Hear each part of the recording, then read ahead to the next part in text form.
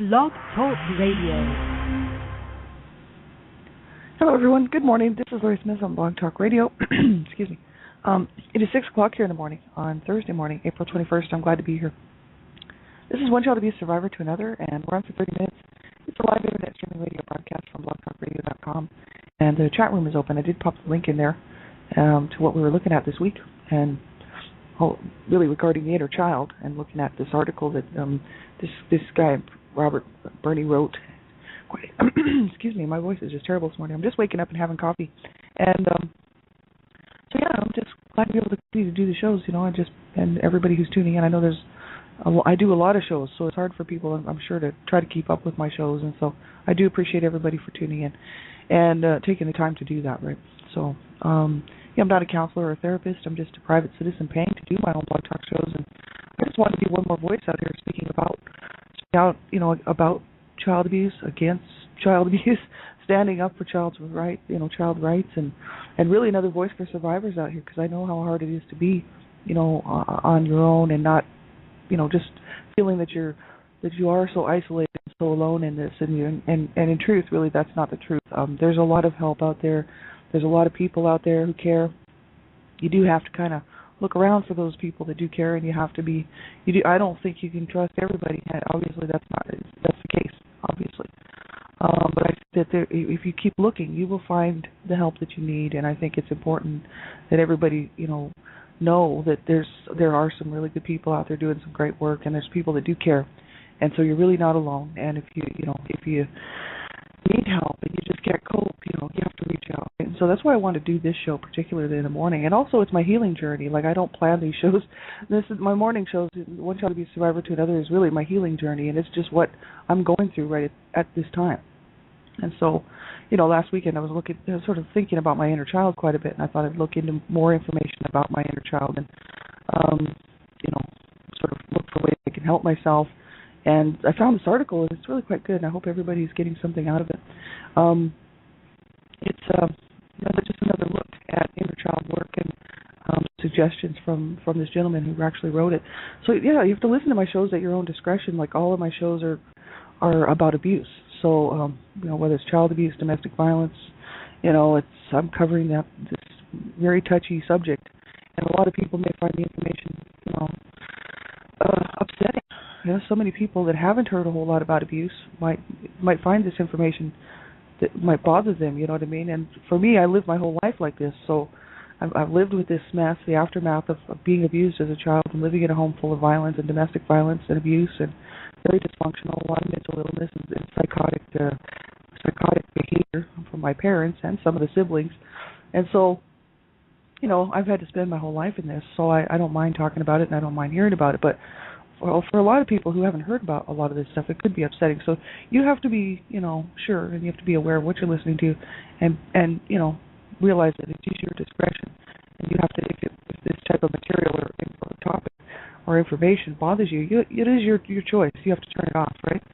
And if you're a young person under the age of 18, I just ask that you have permission to listen to my shows. Like, my shows are about stopping child abuse and mainly, about covering the issues of child abuse, but young people under the age of 18, I just believe you should have protection at all times, and so you should have somebody listen to the show with you to make sure that it's something that you should be listening to age appropriately, right?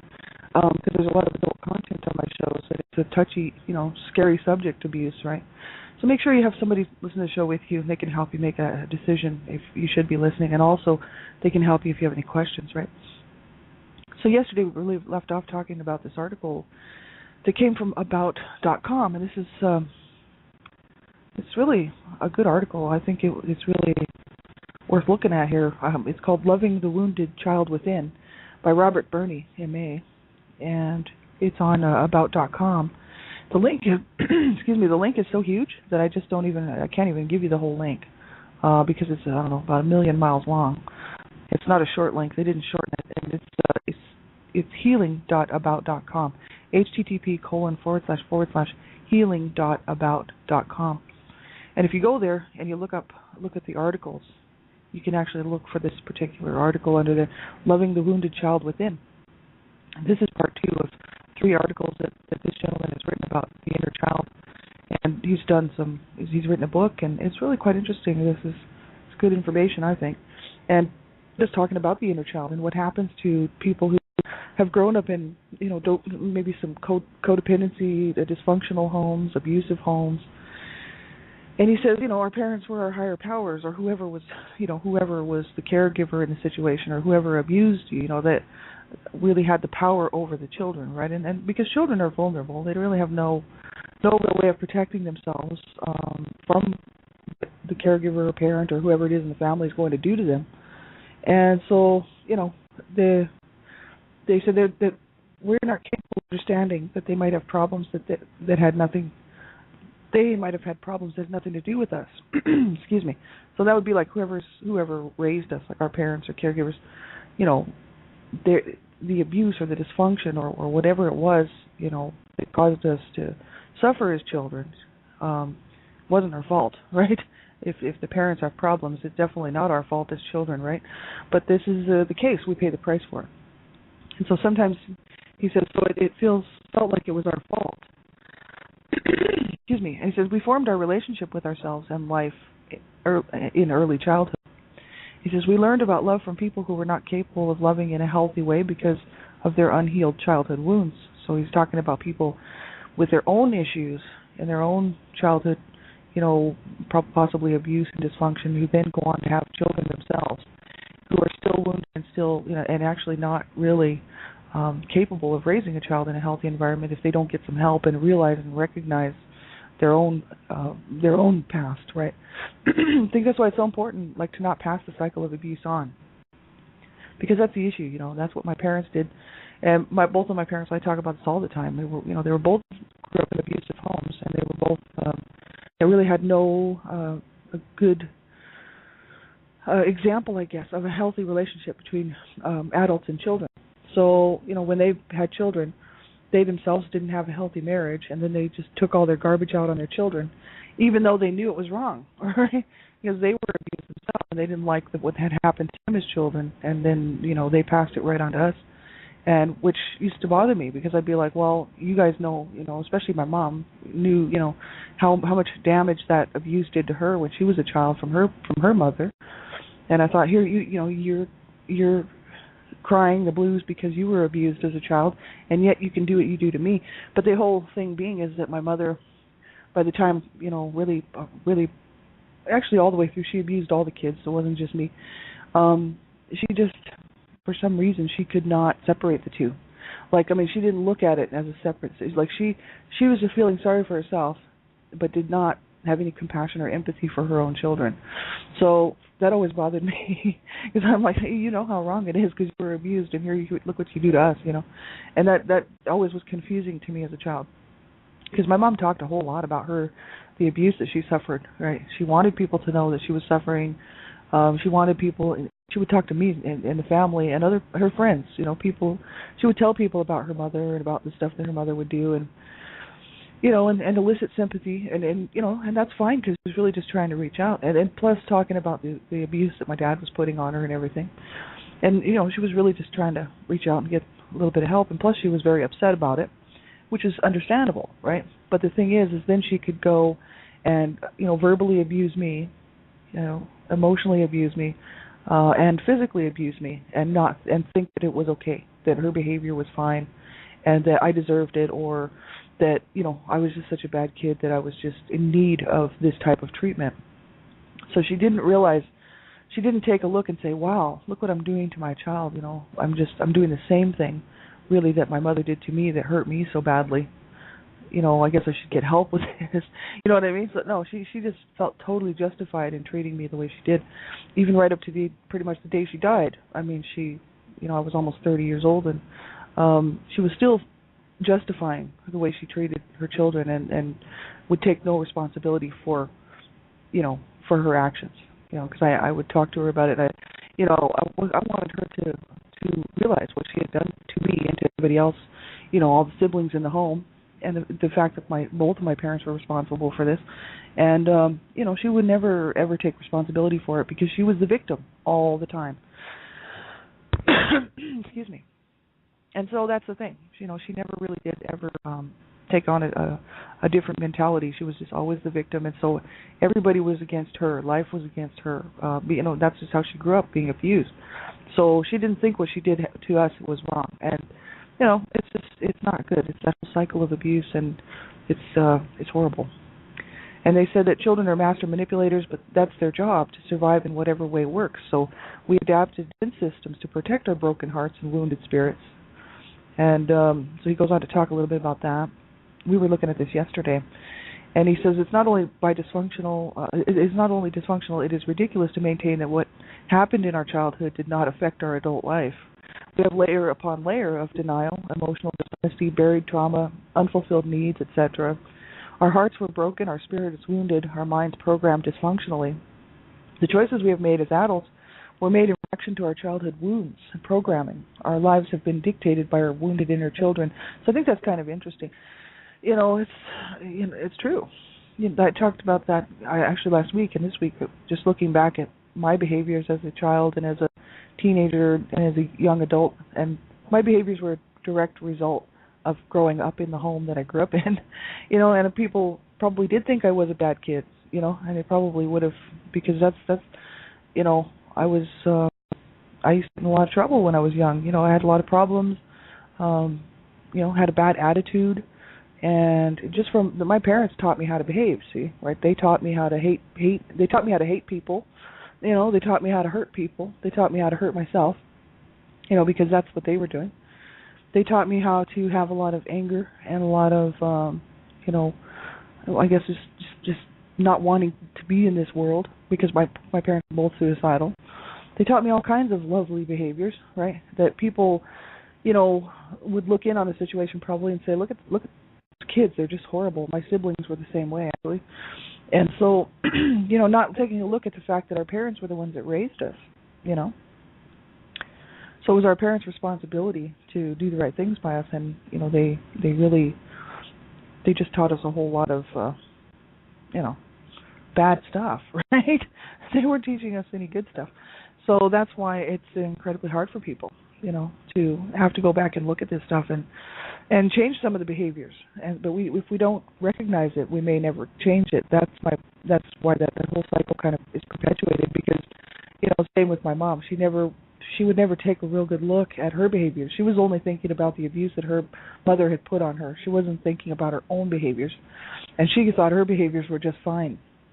That she could cuss and beat on people and throw things and throw rages and temper tantrums and curse people and tell people that they were, they should have died and that she should kill them.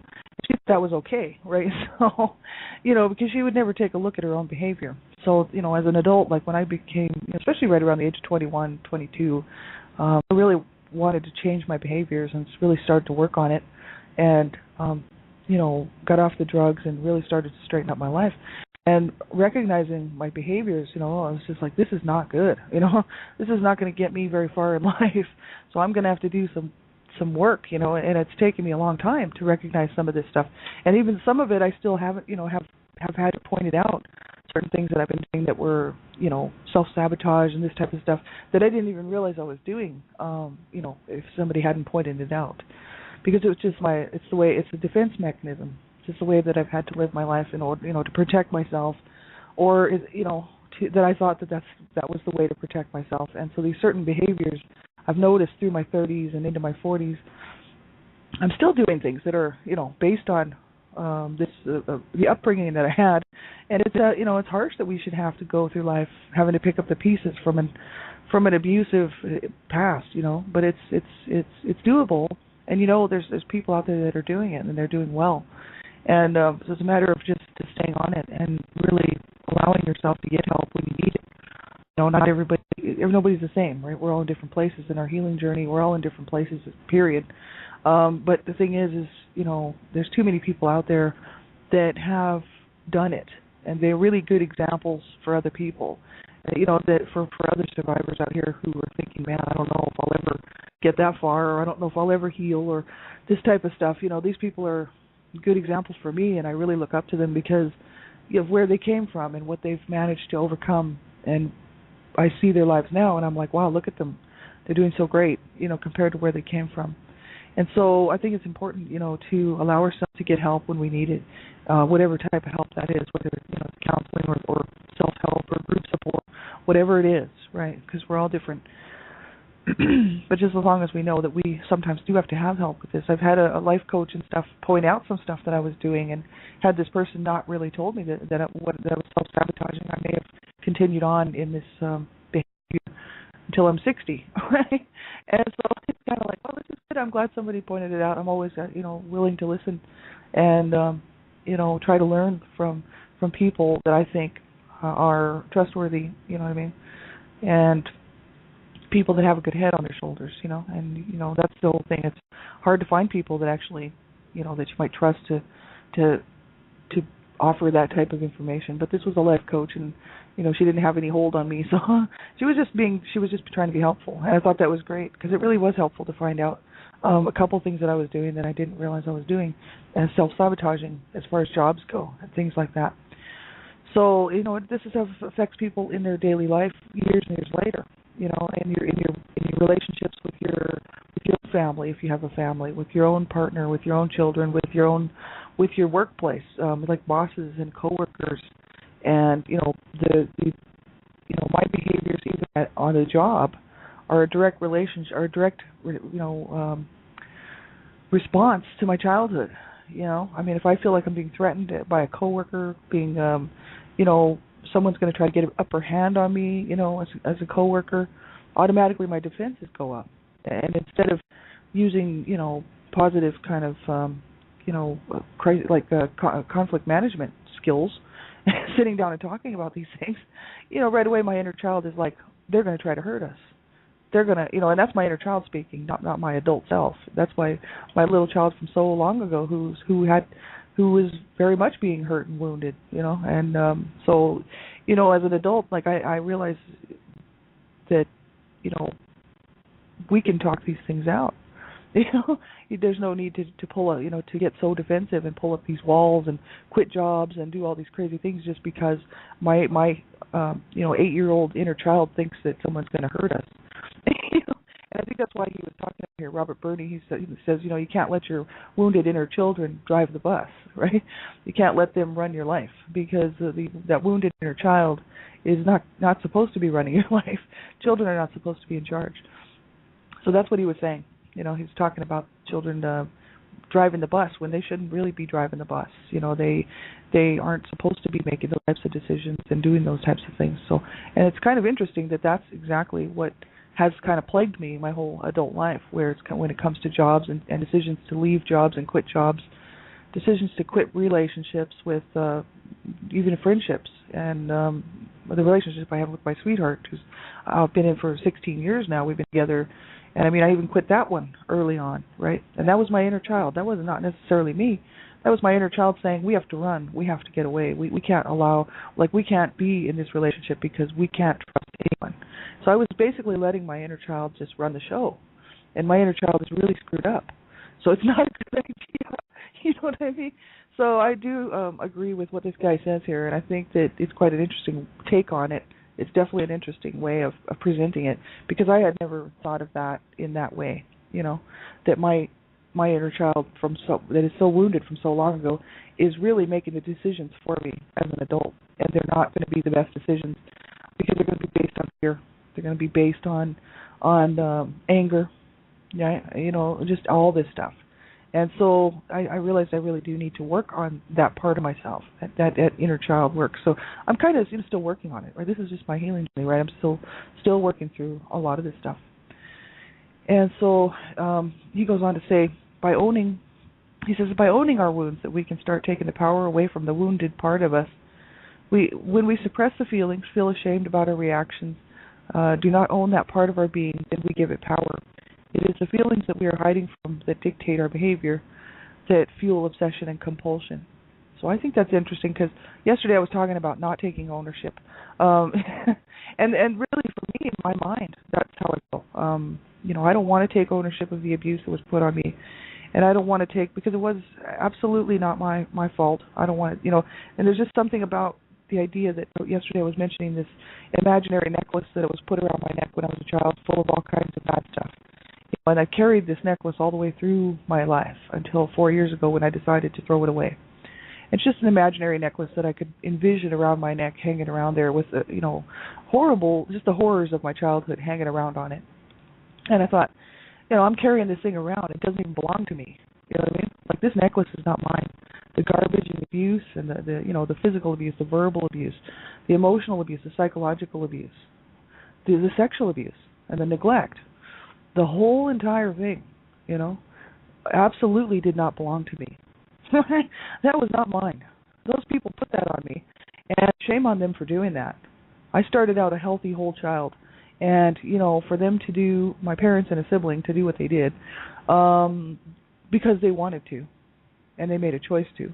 I just don't, so for me, and everybody's different, right? Everybody's totally different, and I believe that we have to know ourselves well enough to know what makes sense to us, because if we can't see it on the inside of us, if we can't see it in our mind, and it doesn't make sense to us, then there's no sense in, as far as I'm concerned, trying to change a belief system that gets you through the day. You know what I mean? Because that's what gets me through the day, is not wearing that necklace. Because if I have to put that necklace and carry it around and own it, it will kill me. And that's the whole issue. I can't own that stuff. For me, this doesn't, this part of this, and I'm not putting this guy's work down, because I think he's doing some great work here. And I think what he says, for most of it makes sense. And maybe for some people this makes sense. I know a lot of people talk about it, and I absolutely refuse to take ownership. I'm not going to take ownership of the sexual abuse that I suffered as a child. That was not my issue. That was not my problem, and it was made my problem by a sibling. And as far as I'm concerned, that does not belong to me. I don't, you know what I mean? So by owning that, what good is it going to do for me to pick that pain up and that grief and that complete sorrow and sadness, because I love my brother. I couldn't believe he would sexually abuse me. I couldn't, and that's not the words that I would have used at that time. I couldn't believe that he did what he did to me. I loved my brother. Right, and for somebody to do that to you, and leave you with this mess, trying to figure out why did this happen, knowing that was wrong, right, and that he shouldn't have done that, right, and at the time was very scared and very upset about it, and why should I pick that up and own that? You know what I mean? That does not, as far as I'm concerned, it doesn't belong to me. You know what I mean? Like, that was not something that I would have asked for. It's not something that I would have wanted. So why should I have ownership of it? I don't agree with that portion of this. But I think a lot of healing stuff talks about having ownership of our whole selves, right? Which means including the damaged self, and that's what he's talking about here. So we'll go on and read this, because it is important to check it out. I don't mind looking at this stuff, because whether I agree with it or not doesn't really, matter. It is it's just more information, right? So a lot of times I'll read stuff regarding healing, and some of it I agree with and some of it I don't. But that's just because that's just me. That's who I am, and we're all different. Everybody's different. So for somebody else, it might make total sense, to own the whole part of it, even the wounded part, to pick up and own all of it, right? And I mean, I see a lot of this stuff on ownership, taking ownership, and for me, I just don't want it, because that's, to me, that's just like saying, okay, I accept what my parents did to me, right? And I know that these people, like psychologists and whatnot, and counselors and stuff, they always want you to accept what happened to you. And, for me, that's like letting the abuse happen to me all over again. If I say, well, okay, I accept that part of that whole thing, and I accept what my parents did to me and my sibling, then I'm saying that it was okay, and that I'm accepting that part of it. And I don't know, I just don't like that. I don't like the idea of that. You know what I mean? Because it's just like saying, okay, then I'll just carry this around for the rest of my life. Whereas if I say, no, I don't accept it, I just throw it out. Because I'm without it, I'm a whole person. With it, I'm not. So basically, that's how my mind works. If I carry around this stuff and take ownership of the child sexual abuse I suffered, and the physical, verbal, emotional, psychological abuse and neglect I suffered from my parents, then I'm basically going to carry this stuff around again and own it again. Forget that. It's like, no, I threw it away and I don't ever want to see it again. You know what I mean? Like, that's pretty harsh, but that's the way that I deal with it. And see, everybody's different. And so we have to go with what makes us feel better and what gets us through the day. And because I threw that necklace away that had all that imaginary, all the, not imaginary stuff, but that imaginary necklace that was holding all the anger, the rage, the pain and the misery and the suffering that was around my neck, for years, and for all the way through my childhood and all the way till the age of 41. Until I threw that away, I was miserable, right? But when I threw that thing away, as I realized that I did not deserve to be treated that way, and that I was a good child and I was a whole child until my parents got a hold of me. I think babies are whole when they come into this world, and their parents and everybody else chips away at them, from then on. So, I mean, I was a whole good child until this whole thing happened to me. And, this, to me, by keeping that necklace around my neck and owning it, is just allowing that stuff to stay with me. And that's why I don't agree with this ownership stuff. So, see, we don't have to agree with it all, right? I mean, we're going to. There's lots of stuff that people, because we all think differently, we all feel differently, and we've all been through different things, right? And we all have different ways of looking at things, but I'm open-minded to look at stuff, right? So I don't mind reading this, right? Because in it I find some help, right? There is some stuff in here that I find is worth looking at. He talks about codependence. He says codependence is a disease of extremes. And he says those of us who were horrified and deeply wounded by a perpetrator in childhood and were never going to be like that parent adapted a more passive defense system to avoid confrontation, hurting others. The more passive type of codependent defense system leads to a dominant pattern of being a victim. And he says those of us who were disgusted by and ashamed of the victim parent in childhood and vowed never to be like that role model adapted a more aggressive defense system. So we go charging through life being the bull in the china shop, being the perpetrator who blames other people for not allowing us to be in control, and the perpetrator that feels like a victim of other people not daring or not doing things right, which is what forces us to bulldoze our way through life. That's kind of interesting. And he says, and of course, some of us go first one way and then the other. We all have our own personal spectrum of extremes that we swing between, sometimes being the victim, sometimes being the perpetrator. Being a passive victim is perpetrating on those around us. So he's just talking a little bit about this stuff, but it's quite interesting. And he's written a book, and this is all part of, I think it's from his book. And I'll read that out too. I'm just going to see if I can find it. Codependence, The Dance of Wounded Souls by Robert Burney. That's the name of his book, and that's where this information is coming from. So he has a webpage, and that's from healing.bout.com. And this is just, bits from his book, really, about this particular topic, which is, the inner child, loving that wounded inner child, and talking about codependency and stuff. So he says, those of us who are horrified and deeply wounded by a perpetrator in childhood and were never going to be like that parent adapted a more passive defense system. So, that's just it. We see our caregivers and parents' behaviors, and then I myself didn't want to be like my parents, right? And so in doing, but I didn't have any healthy, really, anybody looking in on a situation that helped me as a child to have some normal, correct behaviors or thoughts, patterns, you know what I mean?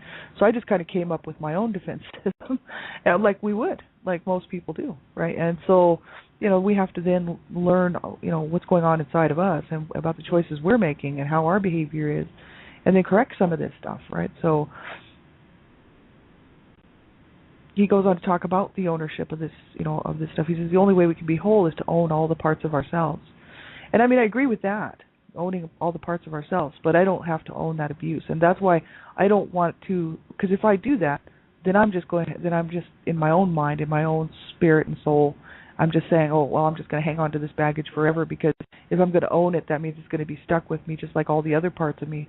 And that's why I don't want to take ownership of that, because to me it doesn't make any sense. It's kind of like, it's kind of like just keeping it around for the sake of ownership. And it's like, well, I can own my whole self without the abuse. You know what I mean? Like, thanks very much. I'd rather not own that abuse.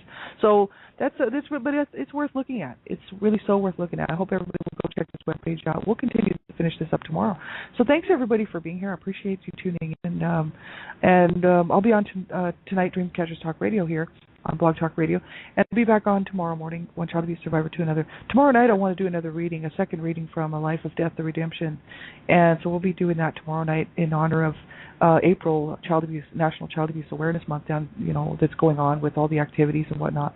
I just wanted to read parts of just some of my books and let people, just get a different view of what I'm talking about as far as, the stuff that I talk about on this show, right? So thanks, everybody. Have a great day. Take good care of yourselves. Make sure you do reach out and get some help. If you're having a hard time and you can't cope, you phone a crisis line. You phone somebody. You phone and you get some help, right? Because you certainly do deserve to have a good life, and you don't deserve to suffer anymore, and you certainly didn't deserve to suffer in the first place. And there is good help out there, but you've got to look for it. And you have to be careful. You know what I mean? You can't just trust everybody. And I think it's very important to know what you want and what your needs are. Take a good look at what you want for yourself. You know what I mean? And then go and research how you're going to get that. You know what I mean? Whether it's self-help, whether it's group support, just calling a good friend or whatever it is, but make sure that you do not suffer in silence and sadness and on your own and in misery and just not coping well. Get yourself some help, right? It's so important to reach out, right? Well, have a great day, everybody. Talk to you later. Bye-bye.